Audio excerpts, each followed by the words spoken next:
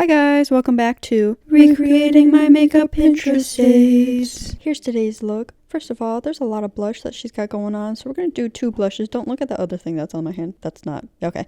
Anyways, two blushes. We're going to go in with the lightest blush, put it all underneath our eyes. Honestly, it kind of makes us look like we're sunburned, but that's okay. Then we're taking our darker color and putting it on our high points of our cheeks. Moving on to eyes, I'm taking my contour and doing a nice dusting over my lids. She uses very pretty pinkish purple color to do her transition and blending. I don't really have that, so I'm using a concoction of pinks, purples, and mauve colors. Doing that in my crease as well as my lower lash line, and I think it's close enough. Next up is our dark halo eye, which honestly is a little scary. We are going to proceed with caution. I think her blended out smoky parts are a bit navy blue, so I'm going to go on with this blue first. If you have hooded eyes, your eyes directly straight in a mirror, build up your shape first, and then you can raise your eyebrows or tilt your head and start blending it out. That's what works for me at least. Now I'm going in with this murky gross color, and I honestly put a little bit too much right there, but that's okay, because what do I love doing around here? Blending. So as you slowly build up your darker colors, keep blending them out. Now that we have a good base, we can go into our black. It doesn't feel as intimidating. We're just going to go in with a very light hand and blend over the spots we have already created. I don't have the exact color of shimmer she used, so I'm mixing the two. I'm going in first with the yellow and then taking a very light hand with the green.